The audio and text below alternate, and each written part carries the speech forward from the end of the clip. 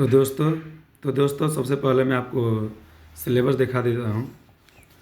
आप देख सकते हैं कि गद्य खंड है और उसमें ये जो ट्रिक लगाया हूँ इसी जीवन परिचय में से एक आपको मिल जाएगा। आचार्य रामचंद्र शुक्ल, जयशंकर प्रसाद और राजेंद्र प्रसाद का आपको मिल जाएगा। ये गद्य से एक आएगा जीवन परिचय, जो कि 3 में से एक आ जाएगा।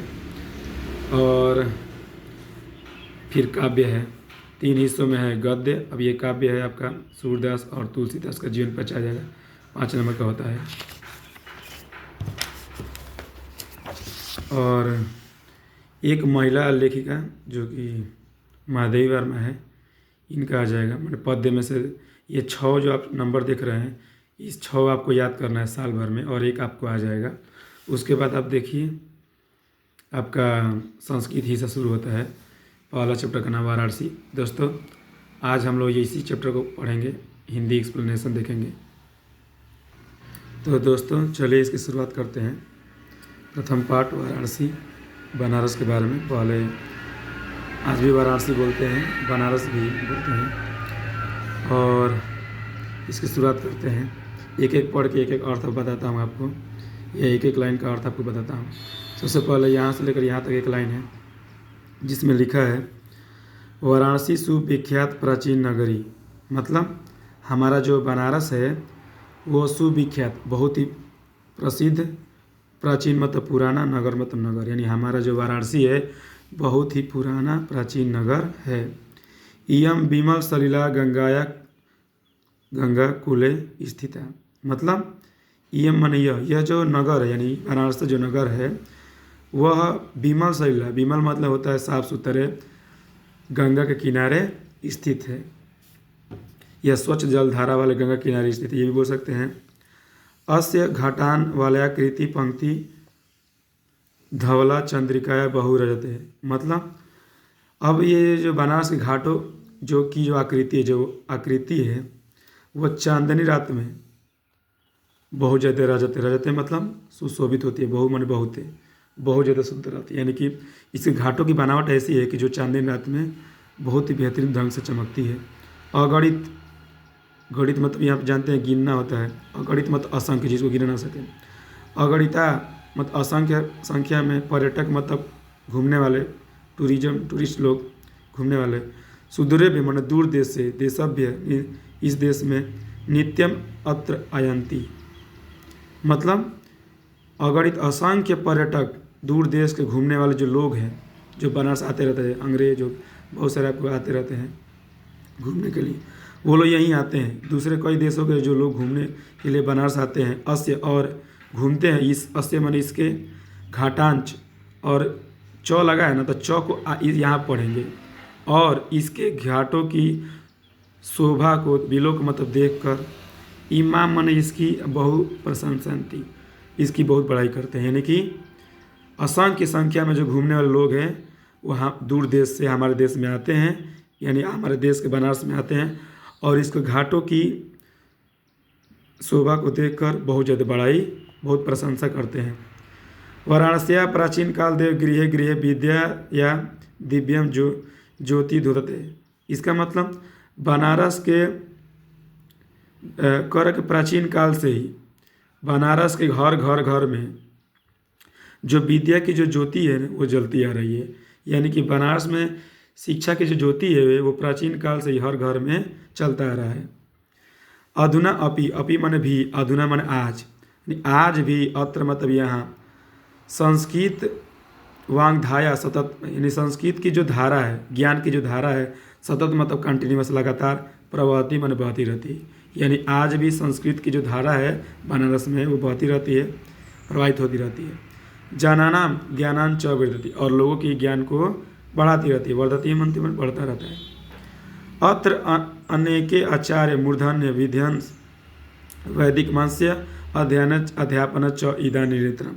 यानी कि यहाँ पर अनेक आचार्य, उच्च कोटि के विद्वान, वैदिक साहित्य के अध्ययन और अध्यापन करने का काम यहाँ पे निरंतर लगातार चलता रहता है। यानी वैदिक आपके लोग हैं, यहाँ का अनेक आचार्य उच्च कोटि के विद्वान हमेशा पढ़ने पढ़ाने काम करते रहते हैं यहाँ पे।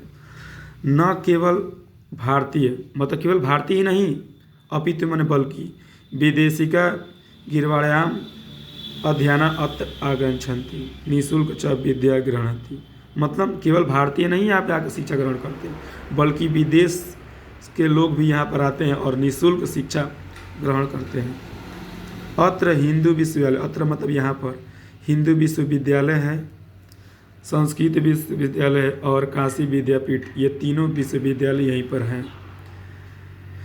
येसु नवीन प्राचीन ज्ञानांश विषणांत अध्ययन, यहाँ पे नया और प्राचीन, यानी कि पहले प्राचीन ज्ञान भी दिया जाता है और नया ज्ञान भी दिया जाता है। यानी कि आज का ज्ञान क्या है, फिजिक्स केमिस्ट्री मैथ, ये सब साइंस से रिलेटेड चीज़ है, और प्राचीन जो संस्कृतियाँ हैं वो भी ज्ञान दिया जाता है। यानी यहाँ पे दोनों का प्रचलन है। ऐसा नगर, ये जो नगर है भारतीय संस्कृति और संस्कृत भाषा दोनों का केंद्र स्थल है। यानी भारतीय संस्कृति का भी और संस्कृत भाषा का भी केंद्र है। केंद्र मतलब सेंटर है अस्तित्व है।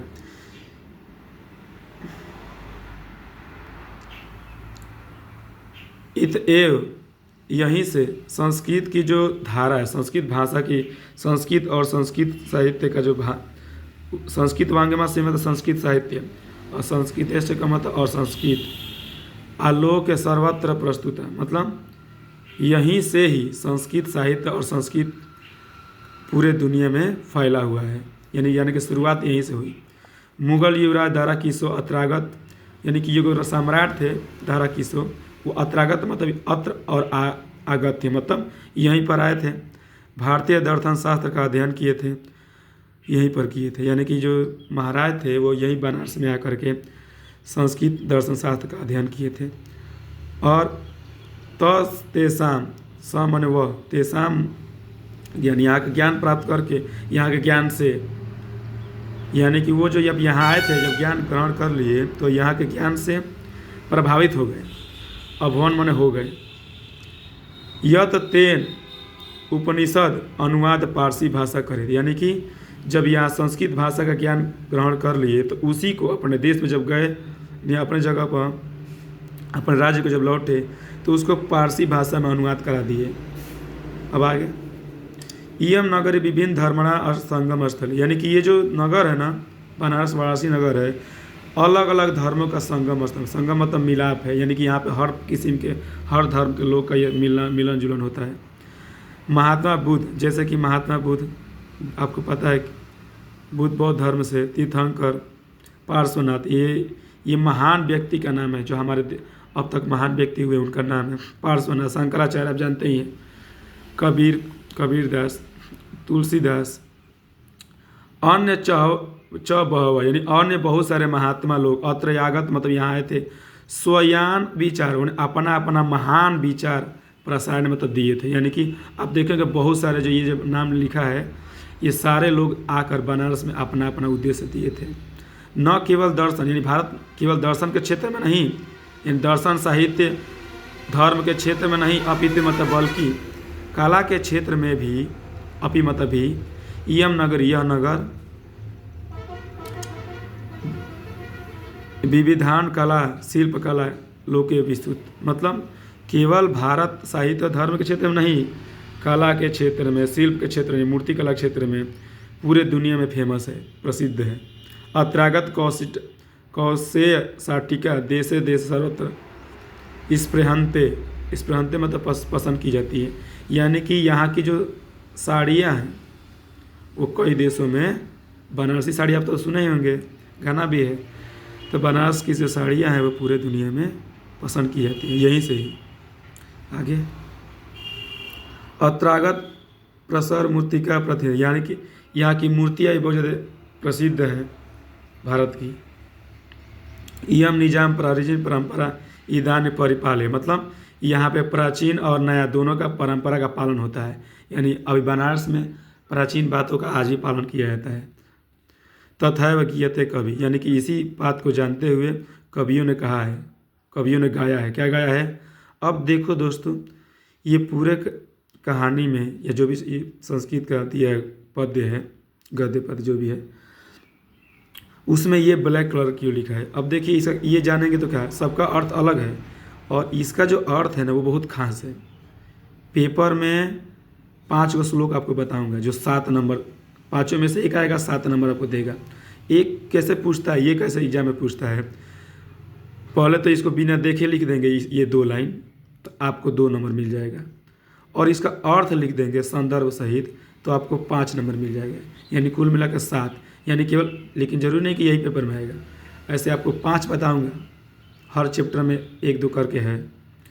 और इसका अर्थ जान जाएंगे तो आपको, तो मैं इसका अर्थ बताता हूँ संदर्भ सहित। तो आप कैसे संदर्भ बताएंगे, तो आप बताएंगे ये एक ये श्लोक है, पहले तो इसको श्लोक बोलेंगे। प्रस्तुत श्लोक हमारे पाठ्य पुस्तक हिंदी में स्थित संस्कृत खंड के प्रथम पाठ वाराणसी नामक पाठ से लिया गया है। इस और प्रसंग, ये संदर्भ हो गया।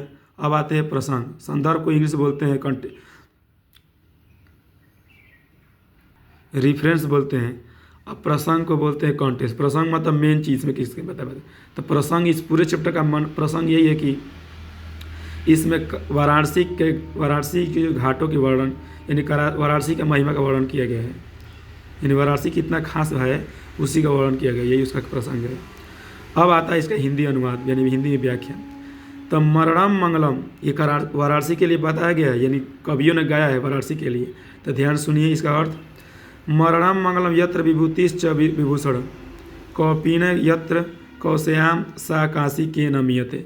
यानी कि मरणम मंगलम, यानी कि वाराणसी ऐसा जगह है जहाँ का मरना भी मंगल है, यानी वह जगह जहाँ का मरना भी मंगल हो।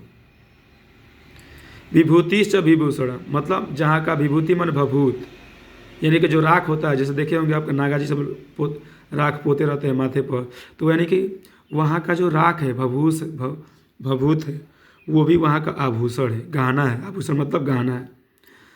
कौपीन यत्र कौशय, यानी कि यहाँ का जो लंगोट है वो भी रेशमी है, यानी वह जगह जहाँ का मरना भी मंगल हो, वहाँ का भभूत ही आभूषण हो, जहाँ का लंगोट ही, जहाँ का साधारण कपड़ा भी रेशमी हो। ऐसे काशी की महिमा को कौन नहीं जानता है, यानी इसकी व्याख्या कोई नहीं कर सकता। तो बहुत बहुत धन्यवाद इस वीडियो को देखने के लिए। और दोस्तों आप देख सकते हो एग्जाम में कितने बार पूछा है, 2016, 19, 23, यानी हर पैसेज को हर साल पूछा है।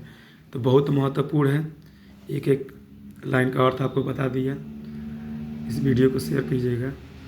दोस्तों आप भले ही 10 में ना हो, लेकिन आपके आसपास जो 10 में हैं उनके जो इस साल पेपर देने वाले होंगे उनको ये वीडियो ज़रूर भेजिएगा, ताकि वो आपके बारे में अच्छा सोच सके।